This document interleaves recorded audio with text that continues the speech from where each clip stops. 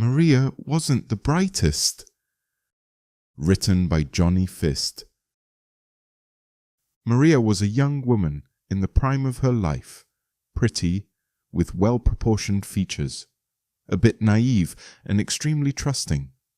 Everyone who knew her well took advantage of this and teased her whenever they could. Fortunately for many, Maria didn't always understand the jokes, or that she herself was the butt of them, and she trusted everything, completely. How Maria had made it this far in life was hard to understand. She seemed to embody every possible kind of foolishness. She herself claimed it was the karma of her name, that Maria wasn't a serious name and came with consequences. What consequences exactly, she could hardly explain. Her friends called her different things. Some, out of habit, called her Masha. Others, who saw her as a child, called her Mashunya. Those who didn't take her seriously called her Mashonka. Her colleagues called her Manya. Only her mother called her Maria, proudly and grandly. Her father, when he was slightly drunk, called her Maria the Unexpected. Maria had her own theories about that name, but her father refused to explain it. After a long time without a boyfriend, Maria finally got one. Not that she got herself a boyfriend, but simply got a boyfriend. He turned out to be decent, polite, and not arrogant at all. Just an ordinary guy with modest needs, both physical and intellectual. They regularly had intimate moments, which Manya categorically refused to call by the crude word sex. She called it love, spending time in bed, or whatever term she and her boyfriend had agreed upon. Because of her boyfriend, she also became the target of even more teasing. The most common questions were about their time in bed. How do you sleep? What positions? What does he like? What do you refuse? To all of this she would answer, "We always have an unfinished process." This, of course, raised even more questions. What do you mean? Does he pull out in time? Does he just leave before you're done? Does he promise but not deliver? Everyone fixated on these details, even when the meaning was obvious. Manya would get flustered, first dodging the question, then physically leaving. What she had thought would be a proud achievement, getting herself a boyfriend, turned into yet another reason for mockery. She couldn't understand what she needed to do to avoid it. So she blamed the boyfriend and dumped him. He didn't understand anything. Everything had seemed fine from his perspective, but she broke up with him, saying, "I want you to know I don't want to be with you anymore. Goodbye. Don't text me and don't send memes." The guy, as mentioned, wasn't demanding, but he concluded that he had simply overdone it with the memes.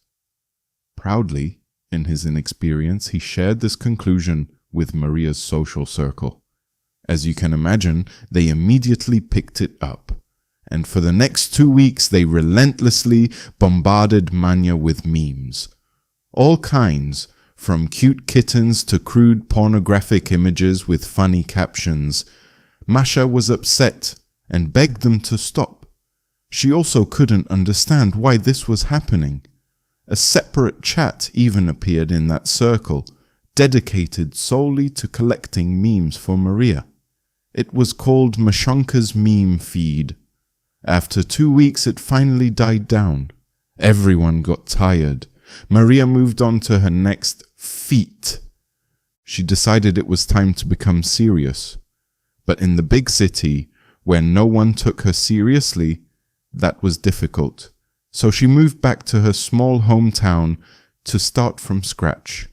But even there, word quickly got back to her former circle. It turned out Manya had started organizing tours to Egypt. Not that she became a travel agent, she simply decided to help people. Of all possible ways to help, this was probably the most hopeless. But Manya is Manya. By some miracle, she found a space, struck a deal with a travel agency, because a guy who had once been in love with her owned one, and, as she later recounted, still hoped to sleep with her after all these years and set up her operation. She crashed within a month with her second client. Local scammers quickly realized what Manya was worth and decided to take advantage of it. They ordered a tour for their daughters at a price higher than her usual rate. A small aside, Maria later returned to the big city and told this story herself.